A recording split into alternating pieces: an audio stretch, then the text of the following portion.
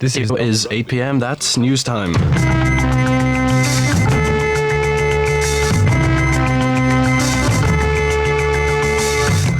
Downtown Radio News at 8, this is Eamon Malley. A former key aide to President John F. Kennedy has been seized by police in a swoop on a Belfast briefing by Republicans. Pierre Salinger, who's in Ulster making a documentary for the ABC American TV network, was held with a French camera crew at the White Rock Road Community Centre. And also in custody are ABC producer Peter Simons, Republican News editor Danny Morrison, Sinn Féin man Joe Austin, and Richard Macaulay of the Republican Press Centre. The UFFs admitted they murdered the man shot in his Bournemouth home late last night, and they've warned they'll strike again. A phone caller to Downtown Radio said no part of the 32 counties will be safe from their active service units who'd cut down what they called known provisional IRA targets. Last night's victim was father of 3, Henry Corbett, shot dead by gunmen who fled in a brown Ford Cortina, a car now at the centre of the murder hunt. And near the estate, about 150 residents blocked roads in protest over the murder. They milled about while police diverted traffic, but there was no trouble. The 4 main churches have joined in the calls for 2 minutes silence tomorrow to remember all victims of terror here. Presbyterian, Catholic, Methodist and Church of Ireland leaders say the groundswell of support for a silent tribute at 11 a.m. has their blessing. And the government is known to have backed the idea, due to take place as the cortege of Lord Batten leaves for its final journey. But a row over tributes to the Earl has hit production at the Berkshire Jeans and Knitwear factory at Dundonald. A spokesman for the workers said 300 had walked out after the management refused to hoist the flag at half-mast as a tribute to the Bloody Monday victims.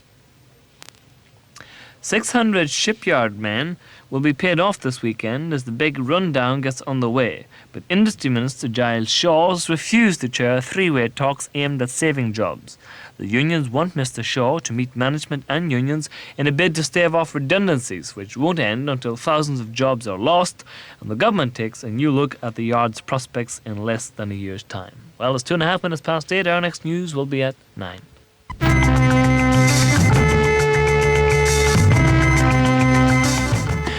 Downtown Radio News at 1, this is Eamon Malley. The British and Irish governments have agreed cross-border security must be tightened. Margaret Thatcher and Jack Lynch have spent 5 hours exchanging views on how to ensure that the Mountbatten and Narrow-Water massacres are never repeated.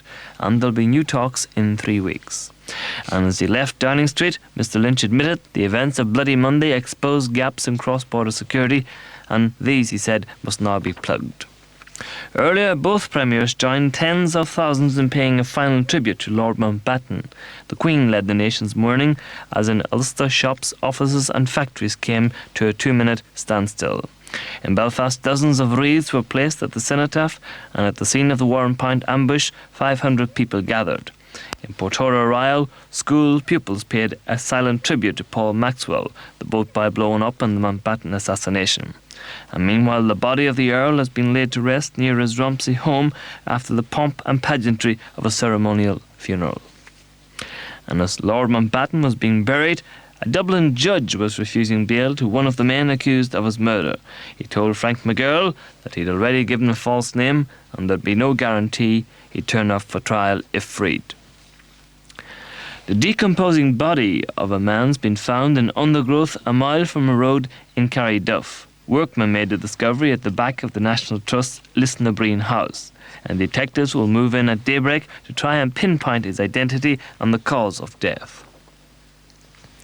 A 2-year-old Hoke boy has been slipped to his death in a slurry tank on his grandfather's farm. The body of Brian David Marks from Main Street was found on the farm near the town, but was dead on admission to a hospital.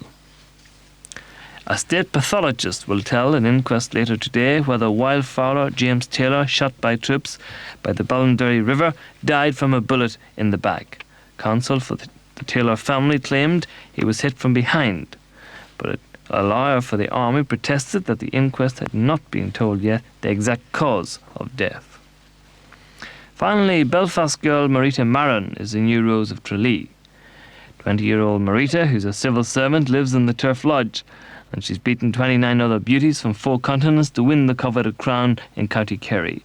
And among our prizes are a Waterford vase worth £2,500, a cheque for £1,000 and a free trip to the United States for two. Well, congratulations to her. That's all from the news desk. From me, Eamon Malley.